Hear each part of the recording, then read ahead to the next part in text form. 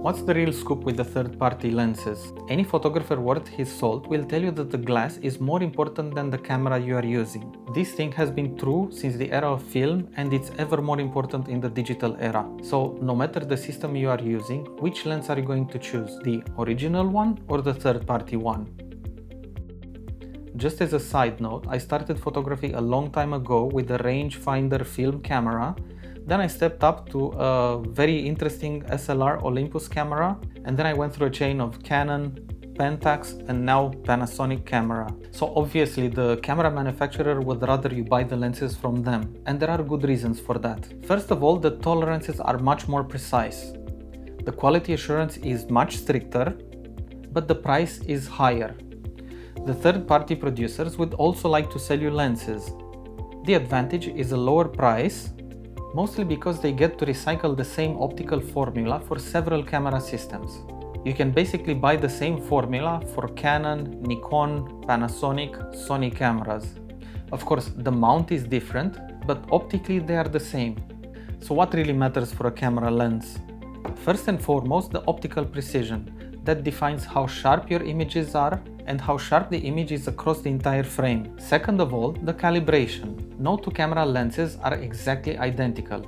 There are minute differences between each one, but they can be calibrated. Third of all, the coatings are very important. The anti-reflex and the protection ones can really shape the way the colors look in an image. That's why you hear photographers swearing up and down about Canon colors or Nikon colors, or even Fuji colors. Next, we get the reliability of the mechanics and the motors driving the lens. This is really important if you want to use the lens for a long term. And directly connected to that are the post-sales services that you get. Let's say the stepping motor breaks in 7 years since you bought the lens. Will the manufacturer offer you service?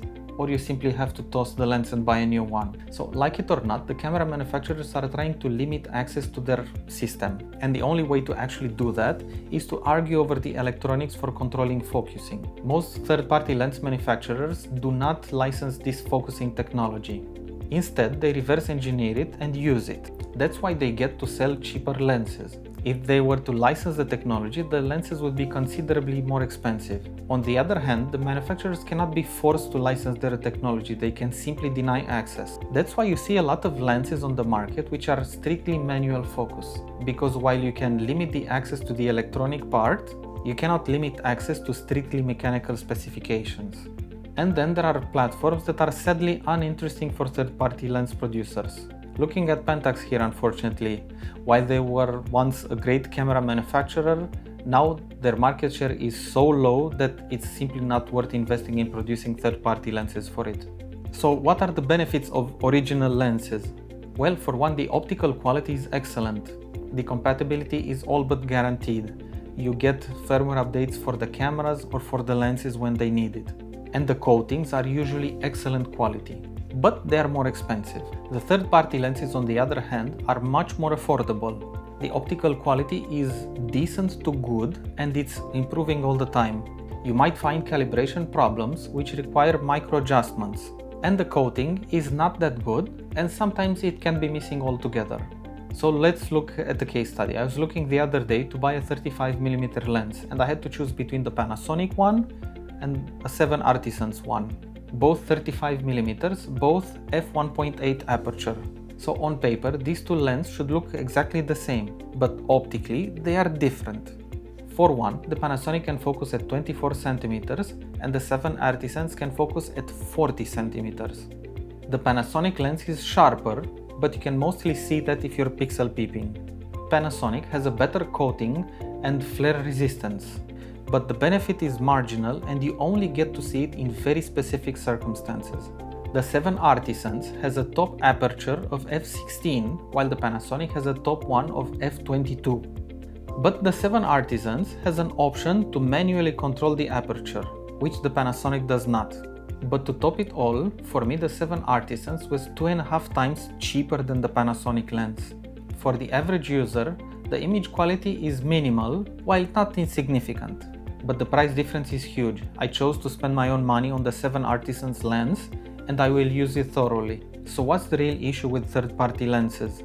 Well, the camera manufacturer actually spends a lot on camera design, marketing and selling them. The costs are simply huge for this, and the bulk of the profit doesn't come from camera sales, but from the lens sales attached to the camera system.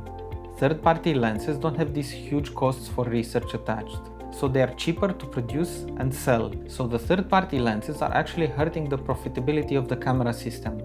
And in extreme cases, this might lead to the manufacturer abandoning production and the business altogether.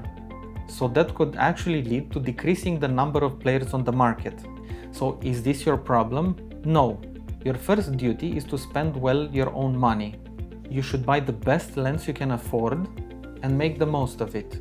In the end, the market will sort itself out. If you like this video, I would really appreciate a like and maybe consider subscribing to the channel. Thank you and see you next time.